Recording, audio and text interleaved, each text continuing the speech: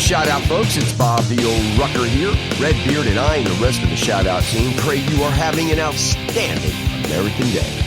Everything you want to know about our mission and purpose is at shoutoutfromthepit.com. We're always looking for guests and topics. If you have suggestions for topics or would like to be a guest, hit us up at team@shoutoutfromthepit.com or use the contact form on shoutoutfromthepit.com. Hey, I've given a shout out before to the Till Valhalla Project for their awesome outreach to first responders and vets. They've got amazing apparel and right now a 9/11 line you don't want to miss. Check out tillvalhallaproject.com. Hey, and tell them the old Rucker with shout out sent you. No, they've never heard of us, but thanks to you, they might. And check out the show notes for events happening near you. Send us events happening in your area, and we'll share them on the show. And you never know, the tribe likes to travel, just saying. So like in August right now, I know we're looking at the Hope Group anniversary and the Cabot Group anniversary. So information on that is in the show notes. And, oh man, folks, you got to check this out. AANVR.org. That's AAINVR. So it's Alcoholics Anonymous in virtual reality.org. It's a lot easier to see than say. Man, it's crazy what these folks have put together. And I'm actually working to get one of the creators on the show. So more on that in the future. But man, not only am I plugging that because it's awesome, but I want to give a shout out to all you. And I didn't make this up. Redbeard says this, and he's one of them, right? All you nerds in the basement. You people have been gifted with technology and the ability to take your knowledge and use it for overcomers and recovery. And, you know, you bless me and a billion of us out there, man, that are really thankful because we have that. We can use that on the user end. So Redbeard, you creators behind AANVR.org, you know, God bless you, man. That's just so awesome. You do that. All right. So really check out AANVR.org. Seriously, man, you'll be amazed at what these folks have done for the recovery community. It just blows my mind.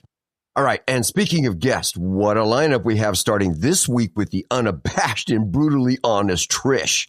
Now, next week, Pat from the tribe shares his journey, followed by the second installment of the sponsorship series. And folks, the awesome lineup continues through September. Believe the old Rucker, you don't want to miss these episodes or any of our episodes. So be sure to sign up at shoutoutfromthepit.com, Facebook, YouTube, Spotify, iTunes, or anywhere you listen to the show. Like, join, and share the awesome and inspiration with the masses. You know, you'll get Diane's missives full of awesome tools and encouragement, regular insights from the shout-out team, and episodes designed to edutain as you trudge the road to happy destiny. And as always, it's for free and for fun. So, you know, I'm the mouth, the easy part of this podcast, but I'm not very savvy with the whole like and share thing and technology and all that. I just don't get it. All I know is that when you like and subscribe, for some reason, it helps get the show out to more folks. So thank you in advance. And side note, we may have struck a nerve with your streaming service with some of the episodes. So if you notice a missing episode, no worries. It's on our website at shoutoutfromthepit.com. All right. Humble reminder, these raw and uncensored recovery and overcomer episodes are about real people with real struggles and real solutions. And now on with the show. Well, episode 81. Can you believe it? We're up to 81 episodes. Who'd have ever guessed? All right, enough of that. Here we go. Trish's journey of experience, strength, and hope launching in 3, 2. All right, how's my hair? Is it good? Yeah. Okay, good. That's important. Mm-hmm. Like the audience can see that. Absolutely. All right. Hey, shout out, folks. It's Bob the Old Rucker coming at you raw and uncensored. And as always, only God knows what's going to happen on this show. Welcome to Shout Out from the Pit, where the host needs serious therapy and the guests are awesome. I'm the host in Redbeard. You guys know Redbeard. He's my friend, my partner, the producer, and the brains behind the scenes. So y'all keep him in your prayers because he doesn't come on the show much, but may I tell you something, he is actively engaged in what we do here. All right, so joining us today is Trish, sharing her experience, strength, and hope. And folks, what a journey, what a story Trish brings to us today. So Trish, I do appreciate you. I know you've got a lot on your plate. We're going to talk about some of that today. And, I'm grateful that you're here with us today to help get the message of hope out to folks. And, there's two big things that we hope to accomplish by the end of the show. And that's our goal. And the first one is that, we give a inspiration to the hurting, right? I mean, there's people out there that are starting their journey or looking just like you and I were, right? And then there's other people that have been on their journey for a minute. They've got a toolbox like Santa Claus, right? This big bag over their shoulder that doesn't end. And what they're looking for is something they can throw in that deep bag. And that's something that, I hope you and I can bring to the table today. Yeah. So enough out of me. Give a shout out. Hi, everyone. Bob, thanks for having me here today. I'm glad to share a little bit about my experience, strength, and hope, and hope maybe I can be a little inspiration for someone out there, and maybe they say something they need to hear. Now, Trish, you have some experience in radio and TV, right? Yes. Okay, you're not allowed to judge me today. Okay, let's just make that clear. I know that the audience gives me great feedback. They've helped me to become the host that I am today. After a few years, we're still getting there. But I know that you are engaged in quite a bit. You're actively engaged in your home group, which you said earlier is Gravel Ridge. Yes. And, you are a caretaker for your mother. Yeah. God bless you for that's a big one with me. You volunteer for corrections. Yes. You do that. I mean, this is really about you today. So I wish I knew more. We've done a lot of pre-show chatting, but we really chatted about life. We really didn't chat about all the other stuff you're engaged in. So tell us, what's going on with you today? What do you do? Well, I've got a lot of things going on right now. Good things. I start back to work next week in the mental health field because that's always been my profession, far back as I can remember. And I'm excited about that because, as you said, I'm my mom's caregiver. I was also my dad's caregiver. And so I moved back in with them about 6 years ago during COVID. And there was a lot of stuff that led up to me. I always said that they saved me, but they say I saved them. There was a lot going on in my life at that time. I lost my job due to COVID. They put me in with a patient that had the first wave of COVID. They didn't even know. We weren't masked up, gloved up, or anything. And so I did get the first wave of COVID, and I was sick for about 2.5 months. But at the same time, I was going through a divorce from a man that had a life sentence, in the penitentiary in Texas. And he had gone back out also. And his drug of choice wasn't what mine was. My first love was always alcohol. Yeah. And there's just some nefarious things going on there. His sponsor that I introduced him with, I found out they was married. My ex and him were, they had a relationship, so to speak. Okay. But I felt real guilty during that time because I was pushing him toward that sponsor because I knew him way before Billy had gotten out of prison.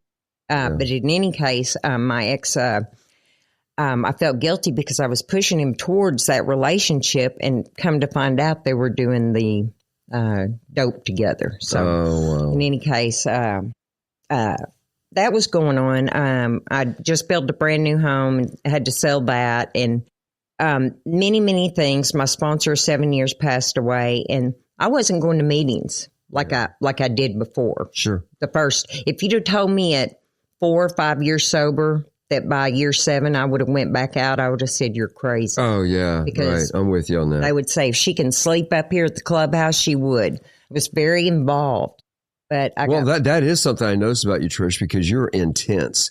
The first time I saw you was at Hope Group. hadn't seen you before. You came in and you were so, and I use some, big syllable words because I want to sound important, like I'm smart or something, but let's be clear, I have a GED.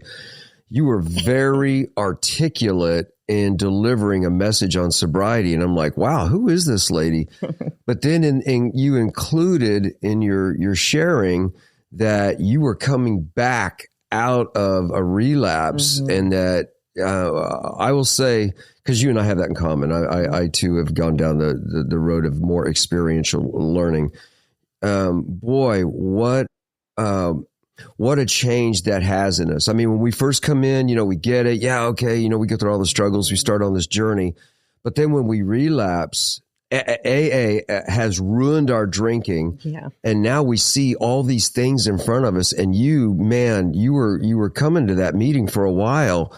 And you were just you were powerful. I mean, you sat with a young lady. I mean, I don't know her name, but I remember you sat with a young lady. And the tribe, we talk, of course. We're like, man, that lady is on fire. She's intense. She is serious, and I can see why. You went through a lot of stuff, and you're sharing it with us now. And I don't want to hijack this conversation, but that's how I remembered you. And then, of course, over the years, I hit and miss. I'd see you at some of the meetings, and you always carry that. I mean, I don't know if you sleep or not, but it seems like you carry that intensity with you. Do you wake up that intense and go to bed that intense? No. I've had people besides you tell me you're so intense, or Trish is so intense, and my sponsor has had to tell them that's just the way she is. Yeah. I take recovery very seriously today. And not that I didn't, even when I'm gone back out, because I made no, qualms by saying, I know where this is going to lead me. Yeah. I wasn't telling myself, oh, you can just stop. I knew what would happen because it had happened before. So getting further away from working the steps and working with another, by the time all those things were happening, I had no mental defense between me and that first drink. And that's what happened. I started working those steps backwards all the way to one. Oh, I've heard that. Yeah. That's well put. And it really, and I can identify with that. Yeah, it really was. And, the first time I got sober, I was 27 years old. And I always said, God gave me a gift. I was able to go into treatment. I wanted it. I had 3 little boys looking up at me, and I said, I want to be sober. Please, God, help me. Let's talk about how you got there. But there's something really important. I don't want to digress too far, but I need to say this for the sake of our future sponsor, and they don't know it yet. Trish is wearing a Dr. Pepper shirt. Yes, I am. And when I saw that just further solidified that you and I are joined at the hip. So very, very cool. So let's go back to baby days. I mean, that's a little bit of an exaggeration, but what was your life growing up, man? Who? Tell me about who Trish was. Well, I was born in San Francisco. You're kidding California, me. The summer of love, 1969. Yeah, 1969. That was. Oh my gosh. Big Brother and the Holding Company, the Doors, and all that down at Haight-Ashbury, and of course you don't remember any of that. No. But my dad's stories. Sure. My dad was. He would hang out with the Hells Angels, motorcycle clubs and things like that. Yeah. But he didn't ride a bike. But my dad was a hell raiser. He really was. My kind of guy. He was a drinker. He was an alcoholic. And I am my father's daughter. Okay. Yeah. Okay. I can relate to what my father was going through when I was growing up. I was a very fearful child. My mother worked second shift, so we were always left at home with my father. He didn't drink every day, but when he drank, it was on. Yeah. There was I've seen him shot. I've seen him shoot my brother. What? I have seen he's had his finger chopped off. Not his finger. He chopped a police officer's finger off in the Little Rock jail. Wow, you weren't kidding about this hell raising thing. Yeah, he was. I don't know how he didn't wind up in prison or dead, and I asked myself that very same thing about me. Firearms came out when Dad was drinking, and he never physically abused any of us, but boy, that violence and the just the terror, pure terror. And so anyway, growing up like that, it was chaotic. And he Gosh, that sounds like a movie. yeah. I mean, I look back at it and I remember one time this counselor was telling me, you say that so matter of fact. Well, it's because it's part of my story. Right. It is matter of fact today. Probably my first 4 step and stuff, I'm sure I cried, but that's part of it. And like you said, I wasn't one and done. I can appreciate the people that come up in the rooms and they really get it and they're able to stay sober, but that's not part of my story, That says a lot about you, Trish, because I see the toughness in you. That's not a bad thing. That's a very good thing.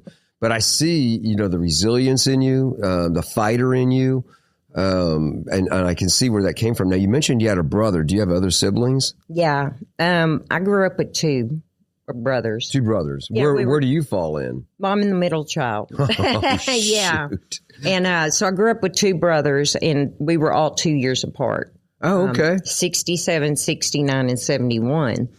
And I had 3 boys. So, and I raised those 3 boys pretty much. I was always a worker, know, and they listened to me. So, yeah. Are you tight with your boys today? Oh, yeah. Oh, man, that's awesome. They're grown, and my first grandchild is going to arrive in September. Mine's coming in August. Dang. My first. Mine too. And oh, wow, okay. Hey, so when did you, the norm, the functional norm that you understood was hell raising. Okay, so that's your norm, so if you go into somebody's house and, they all show up to dinner on time and then, they hold hands and say a grace. That wasn't something that you were, that'd be abnormal for you. No, it was very abnormal. So when did you pick up the juice or illicits or whatever? What's that look like? That came along much later. I was very involved in religion growing up. What? I was born into religion, so to speak. I loved me some God. Wait a minute. Yes, and you got to tell me how that came about. Well, I was Southern Baptist. You're from San Francisco. Well, you hear about that where they preach those fire and hell. You're going to hell. Fire and brimstone. Yes, and so I believed that, but you got to understand, I was growing up in a household that was so chaotic that when I was in church, every time the doors were open, that I felt like God was going to just save me and be there for me. Well, wait a minute. I'm sorry. Because I am curious. You're raised in this house with pops, a couple of brothers. When did you go to church? Did you go to church in California? No. We moved here when I was like 4, 5 years old. Oh, you're really an Arkansanian then. So, in any case, I grew up in Little Rock, and then we moved to Southwest Little Rock when I got a little older. But my younger years, the kindergarten teacher called my mother to the school because I was reciting scripture in class. They found that odd. Every time. Wait a minute, they called your parents because they thought it was in Little Rock? Yeah, they called her. I thought they would give them like an award, like, oh, you got to come, we got to pat you on the back for being a great parent. Well, they thought it was cute at first, but I was really religious, and I didn't like my mom leaving me alone at school because the most bizarre thoughts would go through my head. You know the little bathroom heaters you'd have in the bathroom that you could light it, and it had those little granite things in there. Oh my gosh, that's old school. For some reason, I got it in my head that we used to touch it and stuff like that. I got it in my head the house was going to burn down because I had knocked one in the fireplace. And so it's just these bizarre thoughts that would go through my head at the time. And looking back on it now, I know it was fear and anxiety that I was experiencing. But yeah, they called my mom to the school and said, she's reciting a lot of scripture in class, Well, I'm still trying to connect the dots. How did you get in church? Well, my mother grew up where she would go to vacation Bible school and she would go to church. And I think that's part of my mom's story. She kept us involved in a lot of sports and stuff. The whole time I was growing up, softball was my game. And I played until I was like 18. Yeah, that's my jam too, man. She felt like if she could keep us in sports and away from the house, then that would help protect us from my dad. And it did. Let me tell you, we didn't have to put up with near as much. But So you got a hell-raising dad and a Bible-thumping mom. Yeah. How in the world did they Mom wasn't even, Mom wasn't really real religious, to be honest. And I'll make this real quick. I was 8 years old, and I would write in my diary instead of Dear Diary, like most little girls, I'd write Dear God. And I remember wanting to be a nun. Oh. I wanted to be a nun. And something happened around that time. I was molested in the church. No. There was a guy named Brother Willie that he and I don't mind saying his name here because he's probably deceased now, and if he's not, maybe he'll have what's coming to him someday, because he was never penalized for the things he did. But he stuck his hand up under my dress. And I remember coming home, because I would come home, I'd get on the swing set and I'd sing my Jesus songs, and Dad would be in the house raising hell, and cussing. And so after that happened, I remember thinking, I can't be this perfect little girl that God wants me to be. And so it was about that time I just kind of turned my back on God. Not that I didn't necessarily not believe in him. It was just my religious experience was kind of over at that point because so, I didn't have much to do with him. He didn't have much to do with me anymore. But that happened. That's part of what happened in my childhood. And so, it was okay because my childhood was not bad. Even though I talk about a father that we grew up like that, there was a lot of love, a lot of forgiveness, a lot of laughter. Yeah. It's not, my story's not just about addiction and recovery. Yeah. It's about a family that went through what they went through and was able to overcome, I never knew what an alcoholic was, even though my father was one. I picked up my first drink when I was 14, and I'd made cheerleader in junior high. And my brother always called me Goody Two Shoes, my Goody Two Shoes. But anyway, I was over practicing a cheer routine for the football game. I was in 8th grade. This was my very first drink ever. And I remember her brothers came in, and, they say, you'll always remember your first drink and probably not forget your last one. I remember that first drink like it was yesterday. Her brothers were like 17 and 18. No, you said her. Who's her? My friend. Okay. That was a cheerleader also. Okay. And so my friend's brothers brought the booze in. It was Black Label Jack Daniels. Oh, Lord. And I've never been a whiskey drinker. No, well, of course not. But I remember that. Oh, Trish. I remember the Black Label Jack Daniels, and they were like, you guys want to drink some of this? And for some reason I said, yeah, And, yeah. Did you have a cigar with it? But I do remember how it felt. Yeah. The ease and comfort that they talk about. After the burn. I loved it. Yeah. I passed out. After how many drinks did you have? I don't know. Okay. I was an alcoholic from my first drink. Well, Kool-Aid, here it comes. Blacked out, passed out. My father came looking for me. Oh, shoot. In that 51 Oldsmobile, I'll never forget. And he found me in the house, in her house, and took me home. He said, wait till your mom gets home from work. And I wasn't scared. Wait for your mom. He's the one I'd be worried about. Yeah. He was sober at that time. He didn't drink every day, but he was sober that night. Yeah. My father would always have dinner on the table for us. He'd cook dinner. What? He was responsible. Now, this is the man that you took care of up until his passing in 24? Yeah. Your mom and dad stayed together all those years through all of this. 58 years. That's amazing. Yeah. And you were their caretaker up and through, still are. Yeah. Gosh, Trish, you're amazing. Oh, well, Wow. I just feel like I have to, my mom and dad. That says so much about you. Well, they were there for me. My mom was my rock growing up, and she's put up with a lot of shit from me over the years. I mean, she really has. She's paid my fine. She was a good enabler for me, and I put her through a lot of hell. And this is it's time for me to take care of her. God bless you. So wait till your mom comes home. Yeah. What happened when mom came home? Not a thing. Oh. Mom was, I could get away with a lot with my mother.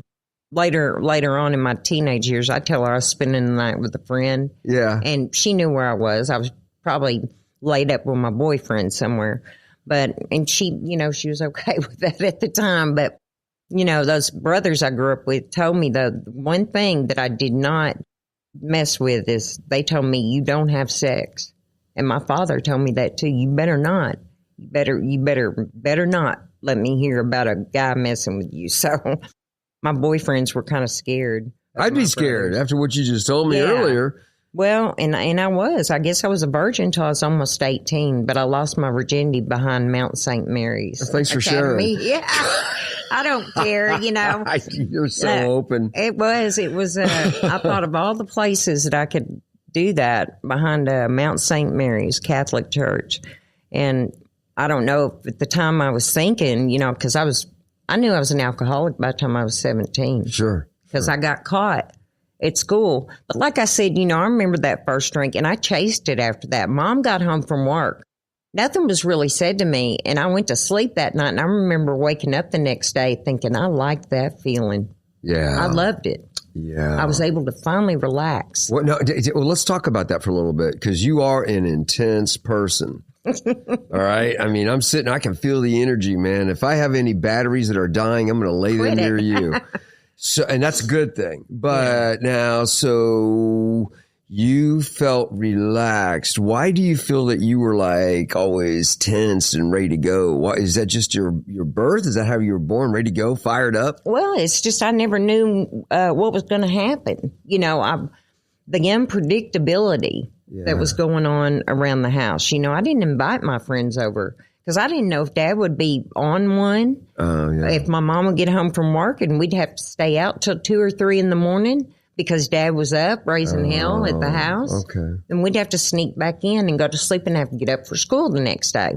Okay, now I can see how that would, mess with a girl's brain. Yeah, okay. So I didn't invite my friends over. We grew up lower middle class. But, becoming a cheerleader, I mean, they had money, a lot of money. Oh, the girls? Yes. Okay. So I always felt like I didn't belong amongst my friends. I hung out with the cheerleaders. I'd hang out with the hoods. Yeah. My brother was a hood. Yeah. That's funny you say hood. I haven't heard that term since school, but yeah, you and I are the same generation. Yeah. Yeah. Yeah. Back when we could smoke in high school, right? Yeah. The smoking area. We had ours was out by the back deck. Where was yours? Well, in high school, it was out in the back. Yeah. Loading dock area. Yeah. Same with us. I wasn't smoking at that time. And I quit smoking after Dad died of cancer, but, I wasn't smoking at that time. I didn't pick up until I was 18. Everything happened, 17, 18 years old.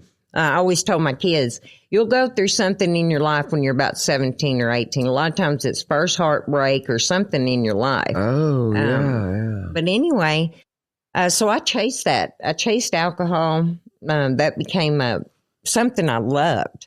And I loved sports. I got in that when I was really young, and did you go to college after that? I haven't been to college. I've had college. You've had, but do you have a degree or anything? No, I'm a semester shy of my bachelor's.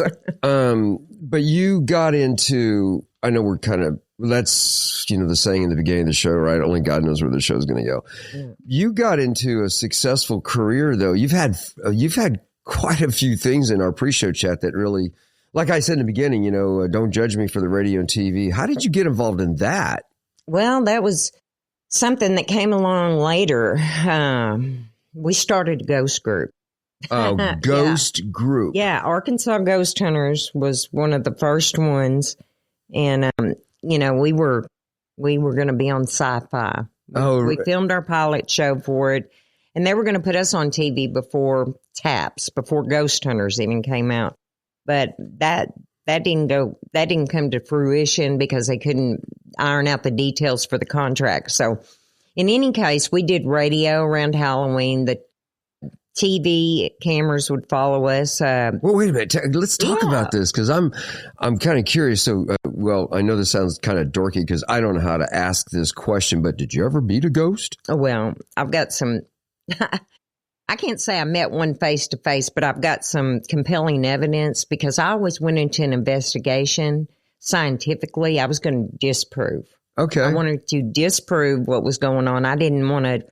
I was going to have a reason why that door shut or why pennies were falling from the staircase. And some things I just couldn't explain.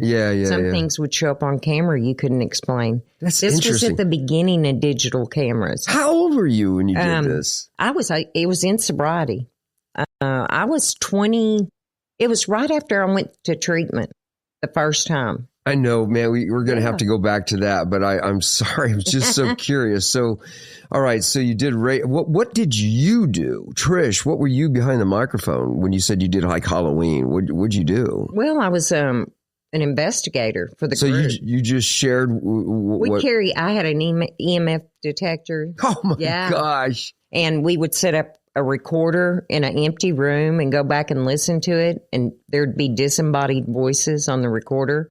We did the Boonville Sanatorium. And, back in the day, the TB Sanatorium. No, I don't know what it is. Okay. Back at the turn of the century, tuberculosis was it was pretty rampant. And so they would put people in a tuberculosis sanatorium, and it was kind of like getting them away from the general public, but it was very contagious. The higher you went up, the sicker you were at a sanatorium. Higher you went up what? Higher you went up on the floors. Oh, okay. Yeah. Duh. Okay. Yeah. So, anyway, we went to the tuberculosis sanatorium and we set a camera and a camcorder up on the 5th floor. And that's where, like I said, they were the sickest. And we caught some voices on that. It was a doctor talking to a nurse. You're kidding me. No, it's amazing. That would freak me out. Well, it didn't freak me out so much as because when I was younger, a young girl, I would see lights go off in the living room, and I would see the doorknobs move. What? And I would think, I'm crazy. There's something wrong with me. I did a lot of research on it. Why did I see these things? Yeah, why'd you younger? see those things? It was, and you were sober. Yeah, I was young. It was before I even took my first drink. And there's a poltergeist activity in a girl that has hormones. There's anyway. I don't want to get into that because it's not something I discuss very freely. Yeah, people have their opinions on that. I don't do it anymore as much as I, would love to, but I just don't do it anymore because I feel like sometimes you can open the door to something you can't close. Yeah, you know what? You have a good point. So we are going to move along because thank you. My curiosity kills the cat here. But that is, I know there's tons of, media on that. I don't personally get into it. I think I'm curious because I've never met anybody, face to face that was engaged in that stuff. So, okay. But we went back to, let's go back to where, what led you into sobriety? What kind of lifestyle did you have that you said to yourself, gee, I need to get help? Well, what happened was, because you were 27 when you went to rehab. Yeah. All right. So what happened from 7 or 14 when you had your first drink, and liked it, to 27 when boom, I got to get help? Well, the age of 14 to 17, I was in, high school. Yeah. And I'll never forget, it was my junior year. And we had open lunch, open campus. I was on junior varsity. Does that mean you can go off campus to get lunch? Yeah. Yeah, Roger. Okay, So we would go off campus, and I was hanging with one of the girls from the basketball team, and we'd go over to the apartment. She knew this older lady over there, and she'd always go get us some booze. Oh, gosh. Well, this particular day, I got back from lunch, and I had the bottle. It was a bottle of Southern Comfort. Oh, and I had it in my purse. Man, girl, you hit it hard. Well, I did. I went straight for the hard stuff. Beer was not. My dad was a beer drinker, but I did go. The taste wasn't important to me. It was how I wanted to get quicker get me quicker. Let's get there. Yeah. So anyway, I turned that bottle up in English class. Woo! Yeah. And so the next period was I was dressing out for basketball, and they called me to the office. And I was like, what are they calling me the office for? I was pretty buzzed. And I remember walking in, the principal said, you want to hand me what's in your purse? And I just reached in and handed him the empty bottle. Yeah. No shame. Here you go, buddy. Yeah. So they called my mom to the school. Now, keep in mind, the weekends were for partying. I partied differently. I knew I drank differently than my friends. Even then, at 15, 16 years old. Yeah. I was getting into clubs when they were going home. You know, they'd go home for the night on the weekends, and I'd go hang with the older crowd. Just like a fake ID, or they just let you in? I just looked older. Yeah, okay. I forget what it was called on Kavanaugh. It was Cabernet. I think that's what it was called. I was 16 years old, and they were singing Happy 21st Birthday to me. Oh, I mean, I wasn't just happy, you know, getting in underage. It was like, let's see how far I can take this. You know? I'm an extremist, you know. Yeah, me too. I get I'm that. Mom came to the school, and what happened? So the principal looked at her, and he said, I think your daughter has a drinking problem. Ooh. And my mother, she knew I had like wine bottles and things like that stuck in my window at home, but she just thought it was just something kids do. Yeah. She said, no, she's not. My husband might be, but she's not. And I remember for the very first time, I had no consequences, nothing like that. I remember thinking to myself, I think he's right. Oh. Because I can't quit. I remember I'd black out and I'd come home and I'd tell Mom, I'm so ashamed, but I don't know what I did last night. And she would always just You would tell your mom that? Yeah. Oh, you got that's the kind of relationship. She'd say, well, just stop. Don't drink like that. Why don't you just stop if it's doing that? You did say she was your best enabler. Yeah. So what happened? Well, you know, I would always hear that with my father. Why don't you just quit? I thought it was a moral issue because I couldn't quit. So I didn't know about alcoholism. Like I said, it was always like a moral issue. So in any case, I got suspended from school that year. And wait a minute, the whole year? Yeah. Whoa. Well, the coach came up to the office and she said, you need to clean your locker out. You're off the team. Oh, no. That crushed me.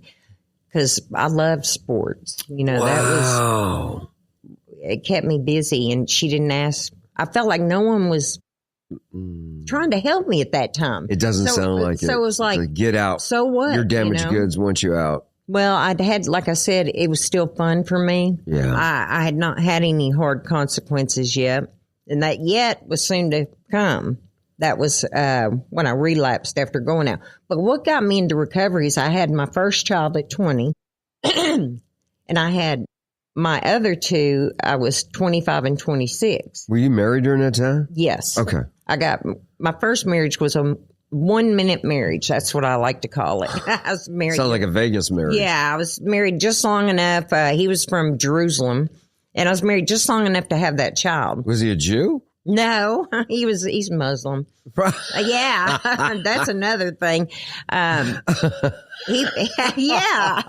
We'd never discussed that. Okay. You know, and when I had my son, he was wanting, he said, well, we're going to bring him up Muslim. I said, no, we're not. I said, he's American. He was born here.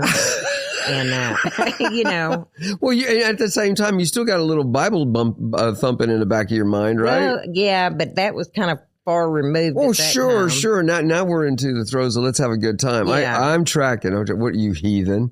Yeah, you heathen. You know what I like about the show being anonymous? You can certainly say things because nobody will ever know who you are. Right. So go ahead, drive on, man. You got me interested. You read my memoir.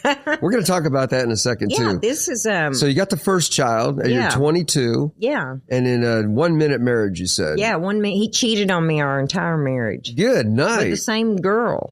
And I caught him the last time. I'm sorry. I was holding my first child on her hip, and here he comes pulling up at his work driving her car. And I just remember I sat my son down. I said, "Don't you run for me, bitch! I'm carrying a toddler," and I was on fire. So wait, she was with him? Yeah. Oh, busted! And this was like a year later. Gosh, anyway, I left him. I was done after that. You know, I wasn't putting up with that.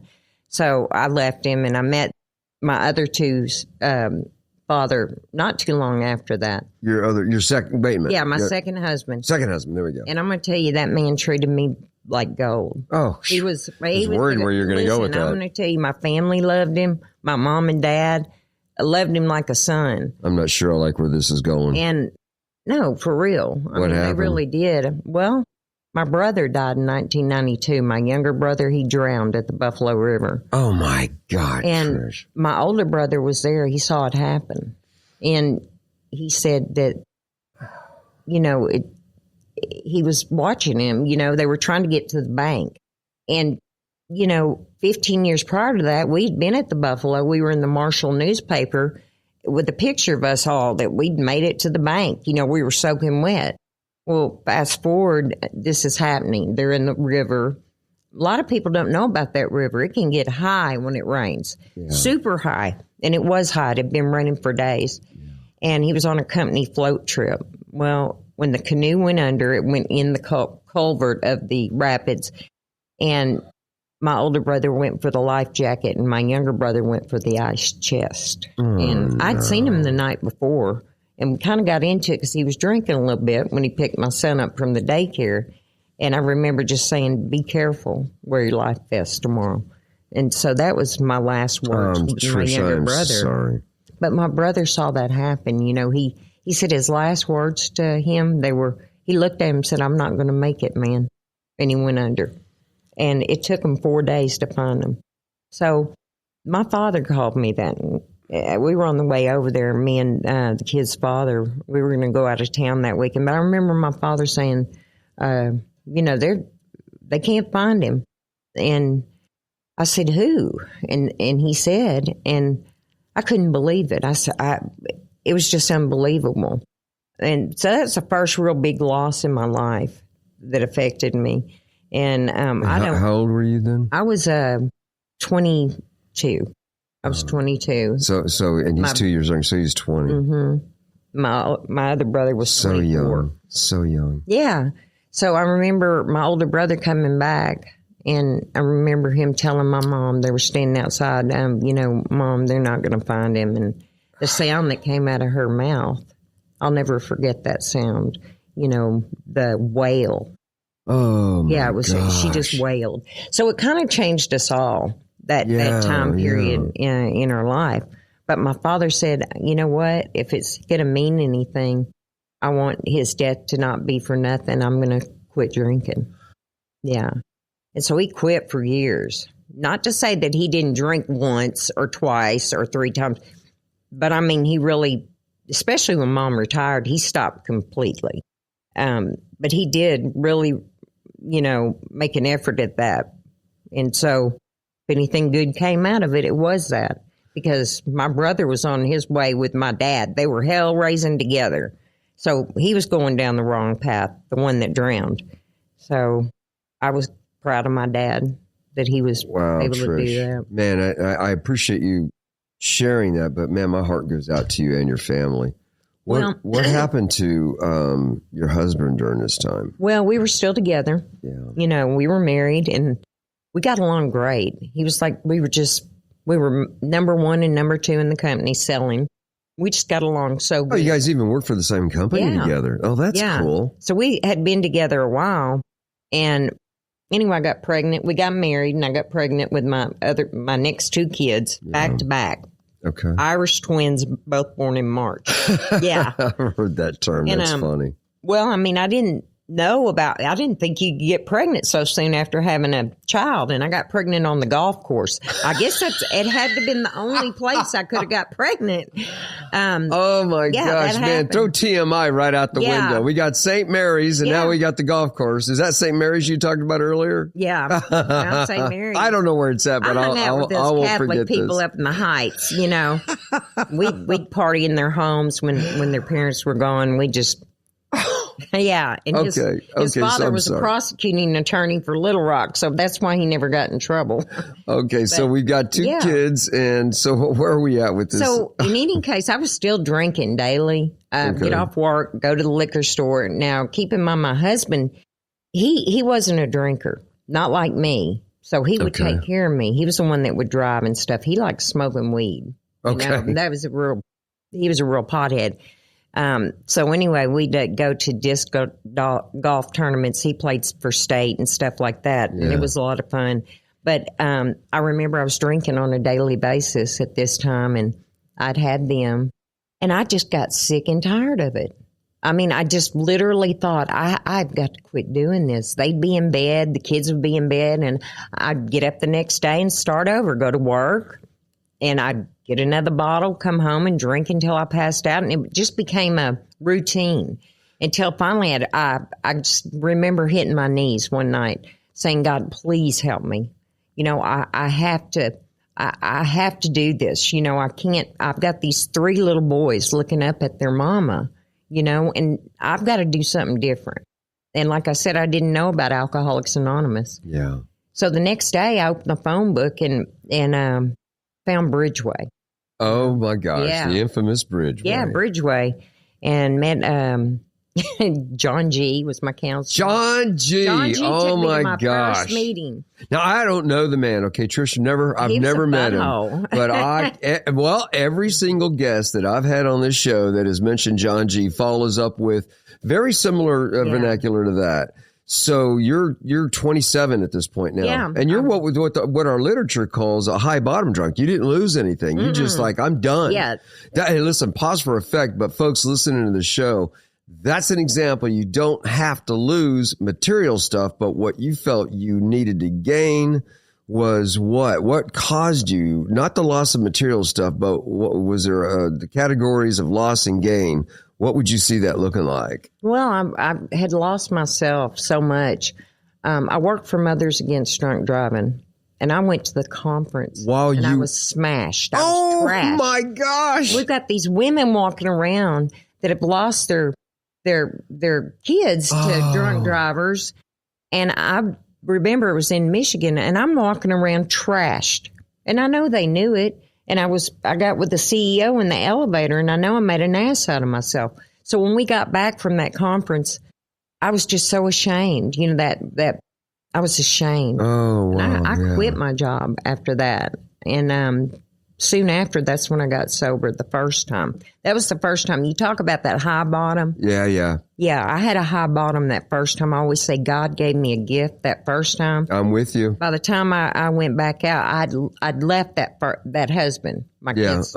Yeah.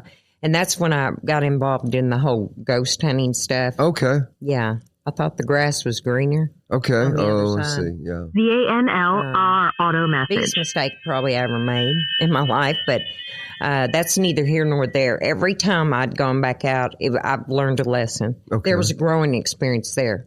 Even that 10 years I was in and out of the rooms, because it took me 10 more years when I went back out after I left him, because that next time I didn't have him there driving me around or anything. The consequences started happening. Okay. I started with the DWIs, started wrecking cars, started getting in trouble, like that.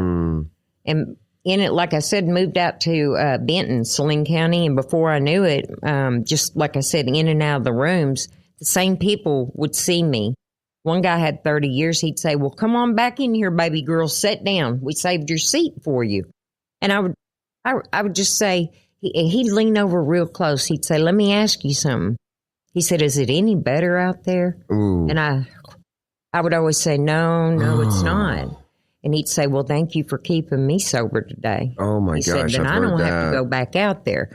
So, and later on, I found out that he loved me no matter how many times I went out. He was there for me and I could talk to him, but I got really serious in 2013. I was sick of it. And I remember coming back in the rooms. I'd come in for a year, go back out 3 months, stay out there for maybe a month, come back in 5 months. So during this time period of that 10 years, I was sober more than I was drunk, but it was having these effects. I had 3 DWIs in that 10 years. What? I'd totaled 3 vehicles and walked away from them. My kids were seeing me. I'd pick them up from school. And I remember my youngest would walk around the front of my vehicle and he'd be staring at me in the eyes. And I remember picking him up one time and I remember him doing that. And I remember thinking, He's doing what I did when I was younger, gauging. Is his mother fucked up right now? Oh, wow. And I knew that fear he was feeling. So you talk about a double-edged sword. Oh, wow. You know, I grew up with it, and here I turned in to my father. And I remember my mother one time telling me, you're worse than your father ever thought about being. I said, well, what do you mean? I said, I haven't shot anybody or anything. She said, no, not that. She said, the way you drink is dangerous. And she said, your dad would drink, but he might not drink for a month. She said, when you drink, you keep drinking until you hit a brick wall. And she was right. She was right. Because I was going to go until there was consequences there, that 10 years. And I don't know this. I got back up in there, and I remember my sponsor that I got at that time. Everybody had sponsored me up in there. They were used to seeing Trish wear the hinges off the door up there. You know, wear the hinges off the door. I mean, come in and chair a meeting drunk, or, you know, wind up eating cake that was a week old, not knowing it, you know, just out of my head. And I remember her asking me, well, Trish, I've seen you come in and out. What is it that you're not getting? And I remember just sitting there thinking, she said, what's your relationship with your higher power like? I said, you mean God? This God they talk about? She said, yeah, what's it like? I said, I don't know. I said, I don't know this God that everybody talks about. I said, we'd read the chapter to the agnostics, and I'd always be like, well, who needs to read this? Everybody believes in God. That was that Southern Baptist coming out in me, that you didn't deny the existence of your higher power because he was a get-you God.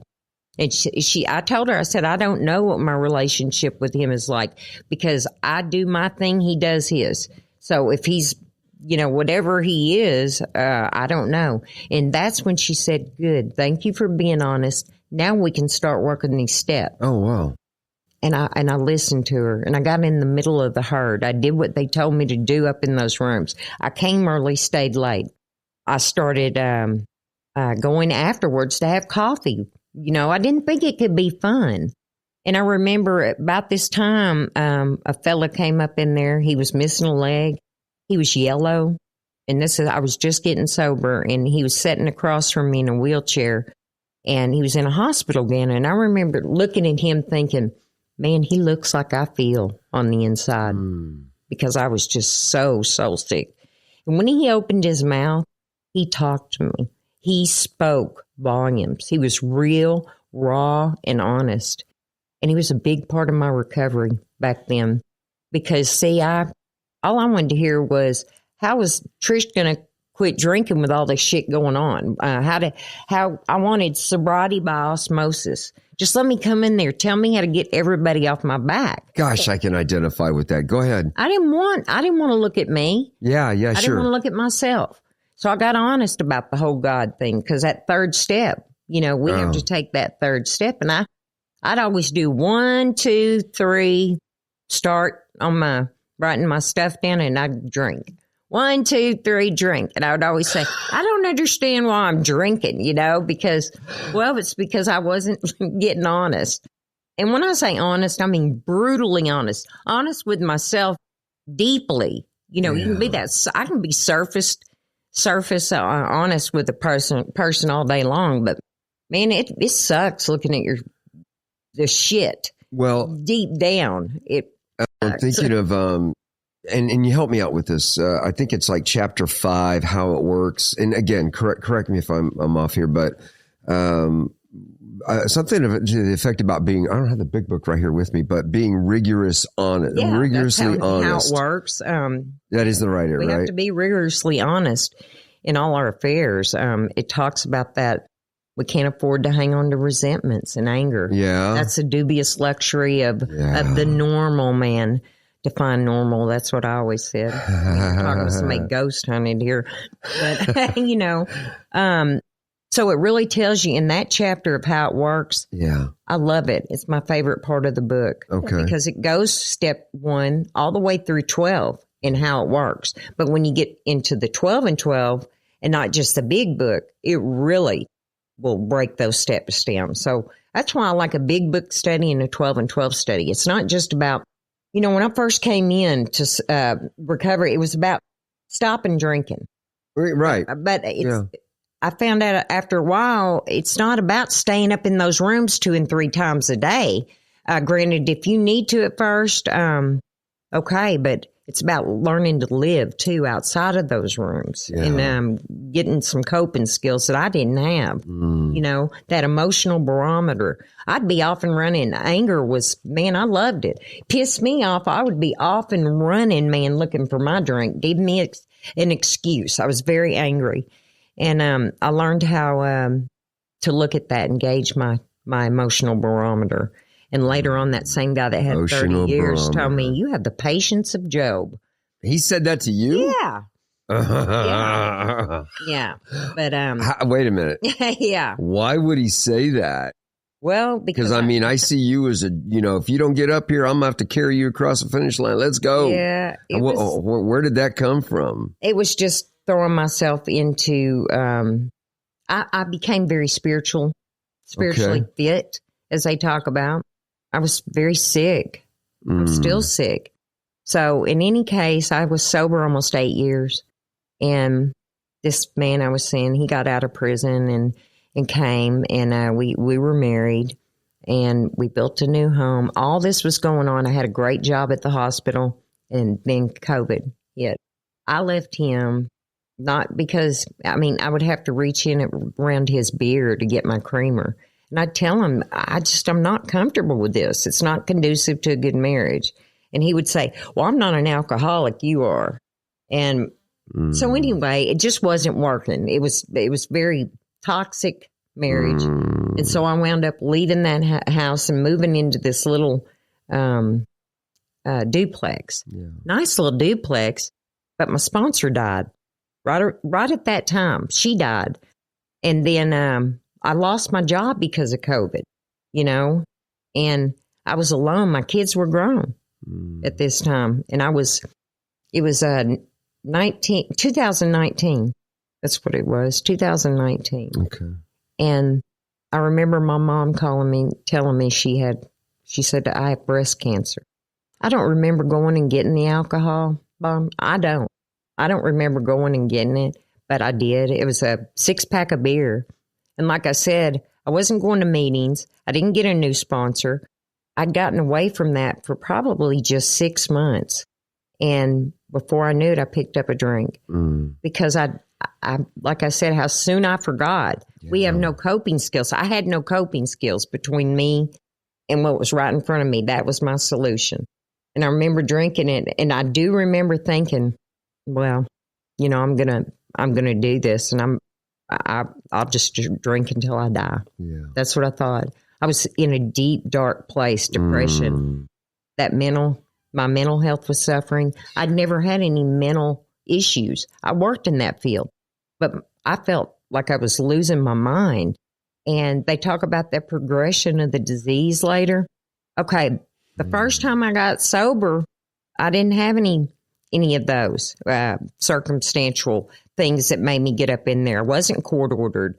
I didn't have DWIs. I hadn't harmed anyone but myself. That's what I thought. Yeah.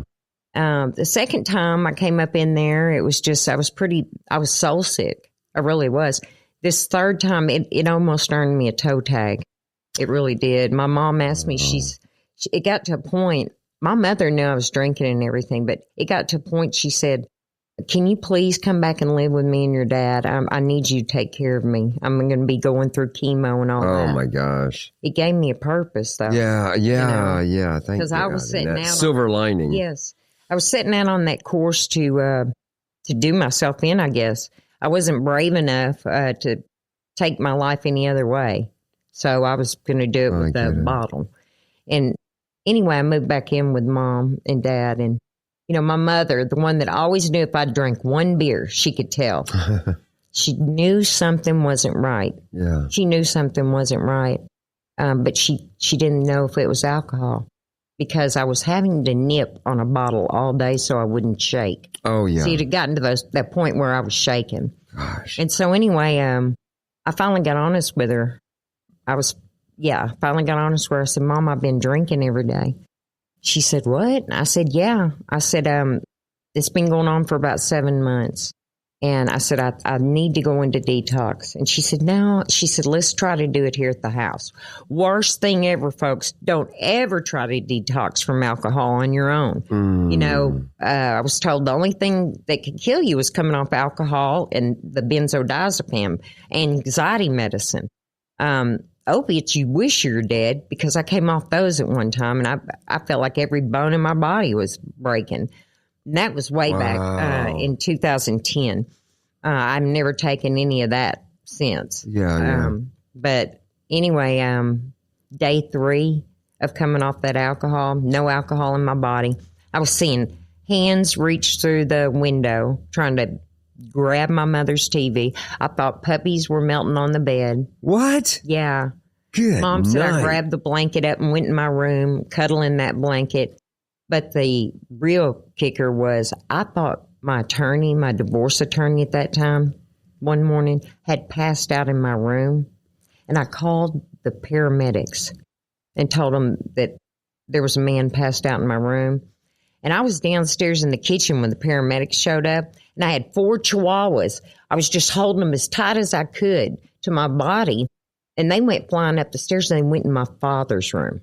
Oh, no. Yeah, now my father hadn't gotten cancer yet, but I remember my dad waking up. He's like, what the hell is going on? Oh, my gosh. And they're like, sir, are you okay? And I remember, I said, no, it's the next room over. I'm down in the kitchen hollering, and, you know, that's where it had taken me. My mother got up and she was like, are you okay, Rick? Total chaos. So they left and we're out on the front porch. My dad's looking at me. And the police showed up and they said, well, who called the paramedics?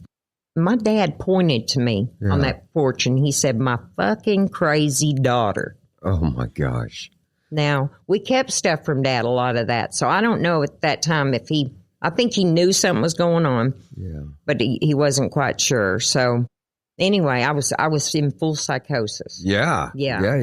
Mom left to go to a doctor's appointment and I grabbed my keys and I got in my car and I took off and rented a hotel room and I stopped and got me a little bottle and then I called my mother. I said, I'm going into treatment tomorrow.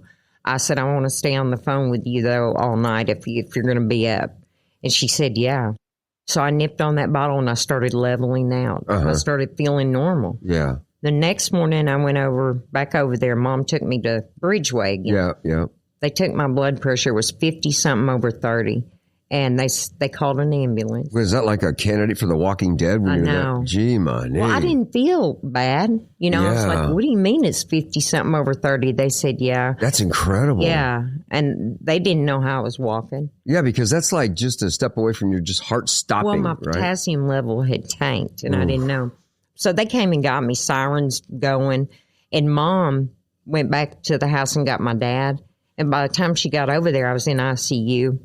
And they wouldn't let her back there due to COVID restrictions. And she said, I sat out in that waiting room and I started crying. And she said, I thought, God, please don't take another one, you know. And I found out about that later. But the nurses were squeezing potassium in both IVs on both arms. And they finally got me stabilized, my heart stabilized and the potassium right. And I went back over to detox and stayed there for 5 days. And I got out and I got into the meetings over here where we live. What year was that? That was 2020, July of 2020. Is that because I'm not really good with years right now. You know, my declining years are starting to kick in. But is that about the time frame I must have met you? Because you had said, like I said, at the beginning of this meeting, you came in, man, you were on fire for sobriety, and you had said that you had just come off a relapse. And okay, so that was a time frame. Yeah. Gosh, that was 6 years ago. Yeah. What's your sobriety date? Oh, it's your current one, of course. I picked up in June one day. And I've always been honest about that. Yeah. I've always told people, do not be afraid to be honest. If you drink, tell your sponsor. You know, if you lie about I would always say, I'm going to get honest about it if I drink one night. I don't care who knows or not. I'm going to tell on myself because you're sick as your secrets. And I'm only lying to myself if I keep it to myself. Are you talking about this June? Yeah. Oh, you just drank. Yeah. Oh, so you're starting over So all. I had to make some changes. Oh my gosh, I had Trish. to make some real big changes in my life, and I have. I'm going back to work again. I haven't worked in 6 years. So what date are you talking? This today? So when June is your 11th? June 11th. Wow. Yeah. Okay. Well, listen, man. Let's keep this momentum going here. Yeah. So you need to keep in touch with us. See how your sobriety goes. Mm-hmm. I'm preaching to the choir, man, because Alcoholics Anonymous has probably ruined your drinking. You know, you got a head full of knowledge and what do they say, a beer full of booze. So what's your plan of action look like? Because you're starting over right now. You said you're getting a job. Who's your sponsor? Not who's your sponsor. You have a sponsor. Yes. I have a totally different sponsor. I go to a lot of meetings over in Little Rock now. I've changed that. I got out of a relationship that was no longer serving me. Okay. I've stopped putting myself last. Okay. And taking care of everybody else first.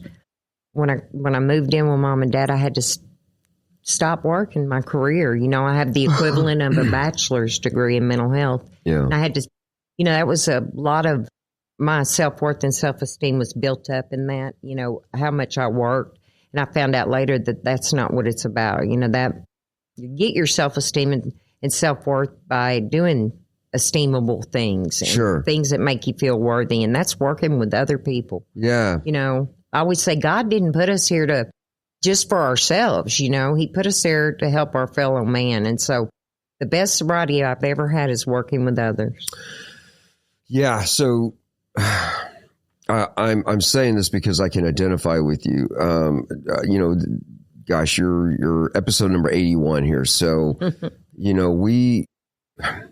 You seem shocked. I am shocked, but that's okay. You never know where the show's going to go. But you made me think of some things here now that I want to bring out for the audience's purpose here so they can hear this. First of all, thanks for your brutal honesty. Yeah. This is something that we've talked about on previous episodes. I've met people that come into the program.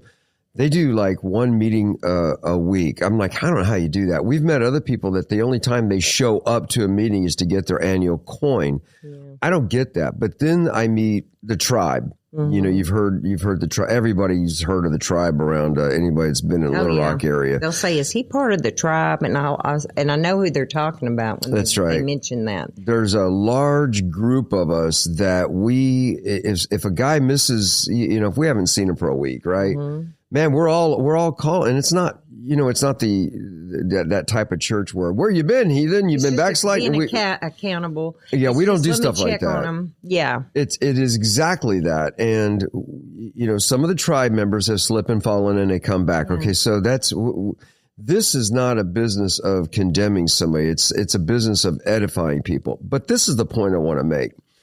We have to, and you said it earlier, we have to come to grips with the reality of where am I in my head? Mm-hmm. And the sicker we are, the more that we have to, and this might be new to you, but the remap, reading, exercise, meditation, anonymous mm-hmm. works where possible, and prayer. We have to be so immersed in recovery because for like me personally, because I'm like you, I've been in and out, and so far I've managed to be working on my 9th year here, moving into my 10th. I step away from the light. Mm-hmm.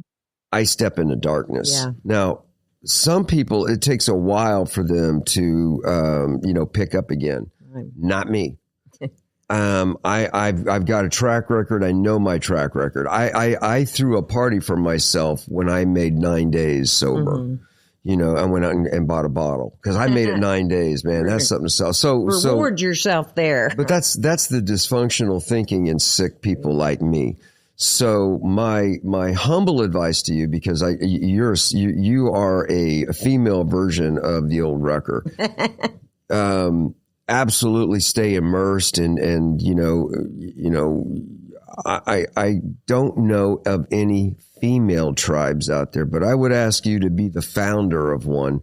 Start finding women that can honestly say they are sick and that they want to stick like glue to a group, because that's what the tribe is.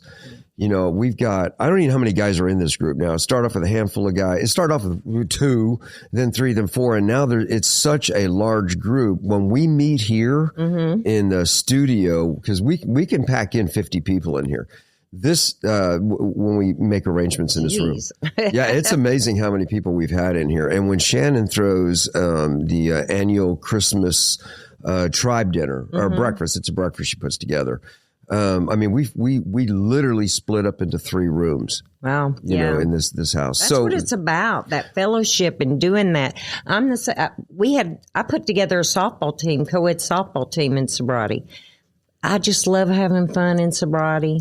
Let's talk about some of the things that we talked about in pre-show that you're engaged in. So maybe we'll transition a little bit. We've already identified, you know, that you know, we need to be immersed, but you had mentioned that you are starting to write your memoir. So let's let you, why don't you share with us what that means and why you are doing it? Well, you know, been in recovery since 1997. That's when I was introduced to Alcoholics Anonymous. But I remember I was an alcoholic before I even picked up that first drink at 14. Right. My father, I would feel so sorry for him. You know, even though I hated it when he drank, I just remember I'd feel so sorry for him. So I was relating a lot to it right then and there. My memoirs aren't just about addiction and, recovery, where it took me. It's about a family, forgiving. We forgave each other. We had fun together. Yeah. There was addiction, but we were able to laugh, you know, at Mom handing Dad Compound W to put on a toothache. Compound W, Wart Ruber. He needed something for a toothache. And so Mom hands him this stuff, and we're all sitting in the living room, and Dad goes, "Is this shit supposed to be hardening up on my tooth back here?" And Mom picked the bottle up, and she looks at it, and it was just a look of horror. And Dad was sober at the time, so we had to run to our rooms, you know. We were like 13, 14 years old because we were going to start laughing, and that would have made Dad mad. But those kind of things, the fun things. Yeah. The year I found my vagina, I had no idea at the age of 11, 12 years old, I had a vagina. I had no idea. And you know, them hot water bottles that would hang on the back of the door. Oh yeah. That had the cord on it or whatever. You know, I remember Mom always had one, but we'd have it for earache or a tummy ache. Well, I was playing with my girlfriend. I got my first pair of Levi's. Her mother worked at Levi Strauss. I was playing with my girlfriend. We were playing in the tub and everything, just having fun. And I'd say, "Yeah, my mom has one of these." And I was just messing with myself, and all of a sudden I felt something go up in me. And I was like, I got to call Mom. That's what I told her. I was crying. And Lord. You know, those kind of things, those first. So I know it's too much information in it. Gosh. I don't mind sharing those things because they're real. You know, it happened. You're so transparent. I don't know if I'm going to be able to see you because you're becoming one with the atmosphere here. Yeah.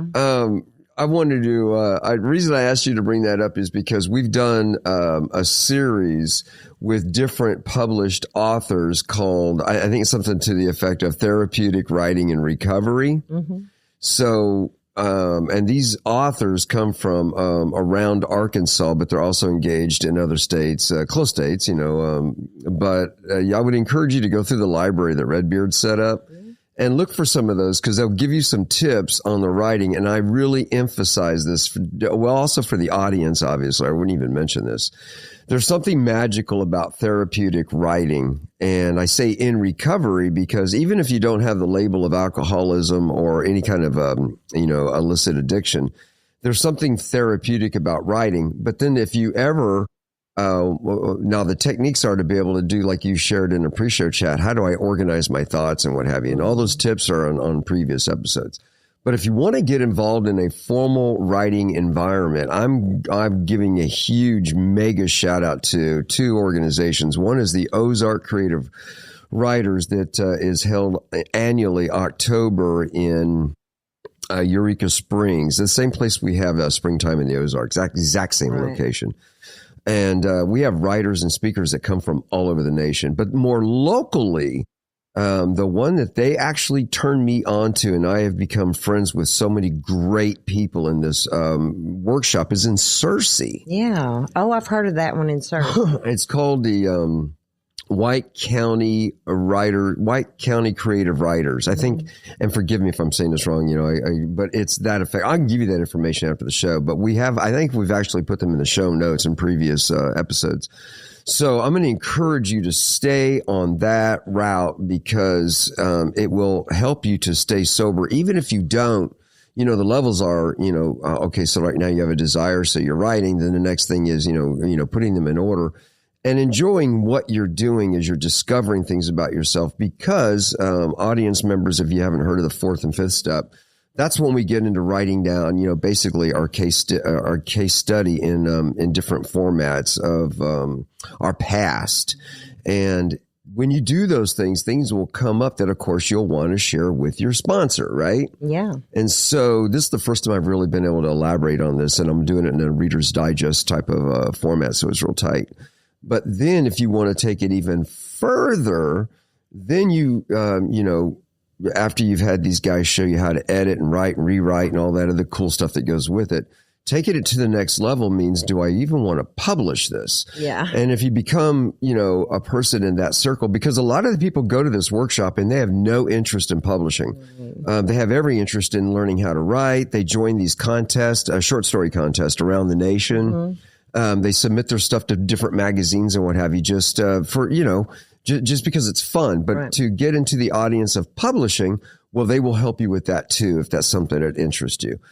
So at one time I published a book years ago. Mm-hmm. I got back into this thing because I like writing. I fondly say this. People get under my skin so bad that I want to decimate them.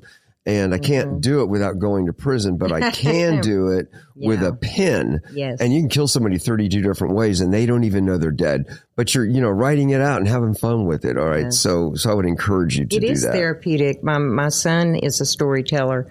Film. I love film. I pay attention to a lot of things that in film, like the lighting, the mood, things like that. And when you are reading a book or writing, it can take you back to a certain period of time, just like when you're doing a fourth step and sharing it with your sponsor. It can take you right back there.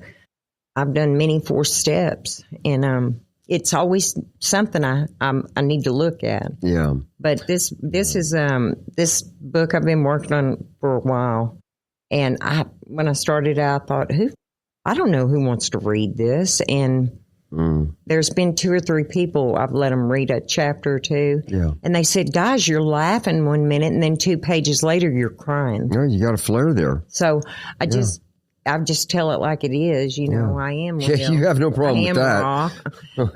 That's why no problem with that. That's why I have been able to be honest with other people. When I have slipped off the wagon and I know I need to get back up on the horse. This program saved my life. Yeah. The people in the rooms were God to me until I could find that God of my understanding again. That's right. God came to me with skin on him. I mean, God had a sense of humor. So he knew he had to come to me with skin on him. I didn't need a burning bush, but the people in the rooms were who I turned to in the beginning. Yeah. So, I'll be an alcoholic until the day I die, but I want to be a sober alcoholic when I die, It's just not today. No. And it's just a daily reprieve, like they say in the big book, we're granted a daily reprieve based on our spiritual condition. That's right. What is that, page 84 or something? Yeah. So I'm close. I'm not a big book thumper to the point where I got to memorize my notes there. Some of these, I just remember the sayings that can be so easily spouted off in the big book mean a lot to me today because I get it today. I get what it's saying today, and it's so true. Yeah, let me share another thought that you might be. Oh man, sorry. Episode 60 was a fellow named Barry, a therapeutic writing and recovery. Not trying to digress here too far, but Barry was killed in a tractor accident this month. Yeah, and. Gosh, man, I didn't think about that. Well, I was thinking of the tool that he shared with the audience here, morning writings. and I've actually been doing it. It's kind of effective in this respect. When you get up in the morning and like me, I'm a cigar guy, right? Mm-hmm. So I get my coffee, I get my cigar, I go to my extended office is out in the garage because for some reason Shannon won't let me smoke my cigars in the house. So I go out there and I start immediately, just like Barry said, you just write everything that comes to your mind. Just write it out. Don't think, write. And then later on in the day, you can go back and look at it. And he said, now Barry's won so many short story contests because of his morning writings. Mm-hmm. So these are all true things that come to his mind. And so he can turn them into stories. And for him, it was very therapeutic. And you're talking about a guy that spent 12 years in a military, penitentiary. Yeah. So and he's incredibly revered in our writing circles, right? But I would encourage you to think about that morning writings, and it's episode 60. He gets into the details on that if you want to check that out. Kind of like journaling. Cool. I had a sponsor. Well, it is. It is in a sense. I had a sponsor. She'd say, write it down, write everything down. Yeah. Everything. And she's still my friend today. She was my very first sponsor. And when I got back to the rooms over here, she became my sponsor again. Yeah. She just called me one day. Didn't even know I was over here. So it was amazing. But yeah, I have had that light bulb moment and been able to go back each time something's happened and say what was going on up here in my head when it happened, because it always starts off in my head. Sure. It always does. And I'm not doing something or not writing or praying, meditate, like I said, work those steps backwards, not calling my sponsor, not going to meetings. And the things, my program of yesterday will not keep me sober today. Yeah, I've That's heard that my buddy that was sober 30 years would always ask me, was it any better out there? I'd say, no, it's not. And he'd say, well, thanks for keeping me sober today. Yeah. That was my program of yesterday will not keep me sober today. And so every day I wake up, I have to remember that I wake up with that untreated alcoholism. That's right. And I have to do the same things that I did today and the day before if I want to have a chance. Yeah. I have to stay in the rooms. Anytime I've gotten away from Alcoholics Anonymous, it's disastrous for me. Yeah, so as we move into a wrap-up here, I just want to say a couple things to you. And then I'm going to, like we talked about before in our pre-show, I'm going to turn the mic over to you to talk to the audience. But I want to encourage you to try and get a woman's group together. And also, as you meet some of these ladies and this podcast exists, we've got episodes that are ladies only. I'll push the buttons or whatever, set the equipment up for them. And then I go to my office. All I can hear is laughter. Sometimes I hear crying, but those are very cool episodes. So if you want to get some ladies together, you guys want to do a topical show, whatever, I really don't mind, but I know that you, have I've got a lot of tools. You are a walking example of what the program can do for you and what walking away from the program can do to you. Yeah. So I want to encourage you to stay immersed, and then maybe, down the road, we'll do a check-in with you. Yeah. What's going on with Trish, 3 months after, 6 months after, whatever. I'm making this up as I sit here. But, I'm thinking, because there's some other ladies, like I had no idea that your new sobriety was this month. Yeah. So, but I know some other ladies and guys that are kind of like in a similar boat to yours. So maybe, I could do a group chat. We just talk about these things. Again, and I'm glad that you brought it up, because I would say, because my last words before I turn it over to you, to the audience, there's always hope. We don't ever have to take the cash in, the most drastic route out. If we fall, like we learned in Batman, right? Why do we fall down? So we can pick ourselves back up again, right? Yeah, Yeah. All right. So we're moving into wrap up. So Trish, I want to turn the mic over to you and let you just be transparent like you have been, and just chat to the audience, and then I'll close this out. How's that sound? That sounds great. All right. Well, hey, top of the dome, man. You're on. Boom. Go. Yeah. Well, one thing I've learned, if I've learned anything, I'm not the smartest person in the room. And sometimes I need to just shut up when I go in. And I am intense. Recovery is so important to me today. I cannot put anything in front of my sobriety. It's the first thing I'll lose. I live by example. I speak from example because it's happened. But I've also learned how to give myself grace and forgiveness and not stay in the problem and move forward from it. And I guess that's why, being honest, I used to really beat myself up really bad, and it would just keep me.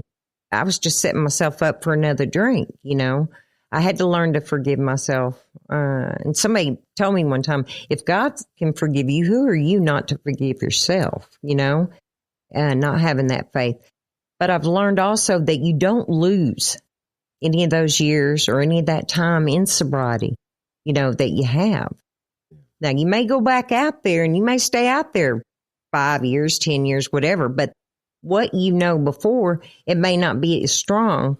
But when you come back, you can have those light bulb moments and look back and see, like I said, mentally, what was going on with me, myself, not somebody else, because in the beginning, I wanted to point the finger. It's somebody else being the problem. But no, that alcohol is the solution to Trish is the problem. So get down to causes and conditions about Trish. So it's always a learning experience. Like I said, I'll be an alcoholic till the day I die, and it's one day at a time. I've seen people with 18, 20 years sobriety go back out, and they have it 18 years again, 18 years again. So, yeah, we've all been granted that daily reprieve. Someone that has 20 years of sobriety, they're as close to a drink as I am. They can an arm's reach away. And today I don't want to drink. I'm making some changes where I've needed to make changes, and I feel real good. I've been hanging on to those, not making those changes for 5 or 6 years. So I've had to look at some things, and it's been hard to be honest with myself about it because it's not very attractive. But when I can look at those things and make the changes, then I'm proud of myself. I can be proud of myself, not pat myself on the back, proud of myself, but I can say I did that. And that was hard to walk through that sober, because used to I would drink over that. Today I don't have to. What about you, Bob? Oh, thanks. Wow. Good words, Trish. Good words. Thank you for, I admire your strength, and I admire your honesty. Not just your transparency, but your honesty. It's not easy, again, right? We tell ourselves again, and then if there's a higher power, of course, there's a lower power. And the lower power wants to tell us that we're a loser. And, oh, look, you lost your sobriety again, and what are people going to think about you? And then, we have to use those tools in the program that teach us this. This isn't one of those organizations where you been drinking, you've been out heathenous, it's an organization that says, well, welcome back, man. Yeah. There's no leader in our organization. It's not an occult where you've got to punch certain buttons to get this, award or whatever. We're just a bunch of people that are in a fight for our lives. Our first wave is to get sober. And you said it so eloquently earlier in the show. It's about living life. And Trish, you're a fighter. And I honestly believe this.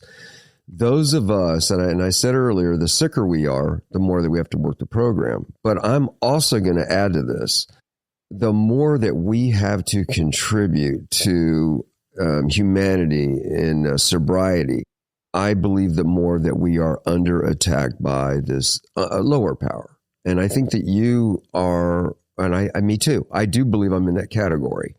That I have a lot to offer. I mean, we started this podcast. Redbeard went out of his way to help me set this up. He put so much into this because I didn't know what we were doing, but he believed in me and believed in what we're doing. And then, of course, we get our audience feedback. We have this thing called analytics, whatever. So there is an audience that looks for us to, provide them edutainment, right? And there's a purpose for you that's more than the average guy that just shows up every year to get his coin. There's something, I believe, with your intensity. Oh my God, you have it's in your eyes, it's in your walk, it's in your manner, it's in your preaching, sobriety. When when you hit the bottom, I think sometimes we just get overwhelmed because I believe that there is so much that we could do, but we put all those expectations on ourselves. And what people like us have to do is learn to, God, take the wheel, man. Yeah. Where do you want me to go today? But please don't let me stay up all night tonight, because God, you told me you're going to be up all night tonight anyway. So help me to give this to you. And tomorrow, give me the strength to carry on one more day. But sometimes I get so much in the fight with my own intensity, and I'm out there, saving the world, one drunk at a time, that all of a sudden my tiny ego becomes me, and God's on the outside looking in. And that's when I'm going to be set up for a failure. And I know personally that that's when I'm going to hit a bottom. So I have a wonderful battle buddy called a wife, Team BS. Yeah. Everybody knows we're Team BS. I'm Bob, she's Shannon. And she keeps me level by saying stuff that I don't want to hear. You're just a man. It's like Augustus Caesar. He hired a dude to whisper in his ear because he was the Caesar, right? He's driving through Rome. He's got, he's the man. If he points at somebody and says, kill him, they kill him. But this guy was Mr. Stoic himself. He's the father of Stoicism as well. There's more to that. But he hired a guy to remind him for his, step 6 and step 7. 12 steps go back to the Greek days. I'm kidding. But to whisper in his ears, you're just a man. And we forget that because we get so engaged and so intense in this journey of recovery. And it's that song, Jesus Take the Wheel. It's hard for me sometimes to trust that God's going to do the right thing. As ludicrous as that sounds, but that's my sick thinking, Yeah. So anyway, thank you so much for, taking the time out to come. Thanks for having me, Bob. I enjoyed it. And I love being able to carry the message. New people in the program, I just try to tell them, if you've been in and out, don't stop coming back. Yeah. Do it Amen. for you. Don't care what anybody thinks in those rooms. You've earned your seat up in here, and don't let anybody run you out. Oh God, that's a good And point. I have not. Yeah. I've been humiliated and said, I'm not going up in there. They're going to see me get no. It's not about them. It's about me and saving my life today. Yeah, that's right. So thanks for having me. I enjoyed it. Yeah. And, I shared with you earlier that, we've got a great big book study here Thursday nights, man. Come hang with us, Trish. I'd like for your, the big book. We got a lot of people, that are starting to come. It's a very small group. It's growing. It's brand new. There's going to be people that are going, I don't get it. We got girls and guys in there and it's a study. We study. I study the Bible and the big book equally ferociously because I am so sick. I step away from that light. I'm in the darkness and I don't want to go back to that, man. Yeah. I don't want to go back to that incomprehensible demoralization, humiliation. That's sick. I love life today. God is so, so good to me. And this is the best I ever lived, and I don't deserve a bit of it. None of it. So it is, my life is God's, and I just got to remember that. I got to remember, what, God, you're not on the outside looking, and please, come on the inside. Help me to be the man of God you want me to be, not who I want to be, just keep whispering in my ear. I'm just a man. You just have so much good stuff to share and say. I mean, you really do. And it's not about the ego and stuff. You carry that message and you're a walking example of what this program can do. You carry it to others. And that's what's important. And they talk about that. You can't give away. You can't keep what you can't give away in this program because it's given to us so freely. So I love being able to help other people in any areas. Whether it's mental health, whether it's recovery. Well, Godspeed to you, and you're, going back into the employment world, and you're going back into the field you love, right? Mental health. Yes. Godspeed to you, man. And we're going to talk about that more later in a future episode because I would like you to come back and tell us how your journey's going. Share that stuff with us. Sure.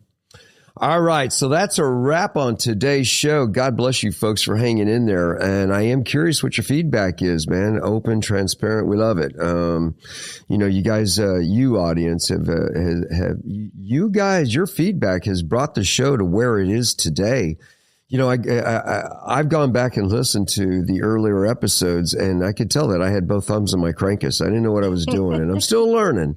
But I thank you, audience members, not only for your feedback, but also for your support of the show. So thank you. And I just pray that, we're here for another episode, and we'll see where we go from there. So leave your thoughts and comments on shoutoutfromthepit.com. And remember, if you want to feel good about yourself, man, Trish, you said it. You can't keep it if you don't give it away. So folks, go out and do something for someone else. And finally, as always, you are not alone. If no one's told you they love you today, we love you. So God bless you and have an outstanding American day. This is Bob the Old Wrecker. Peace out. And that is the wrap.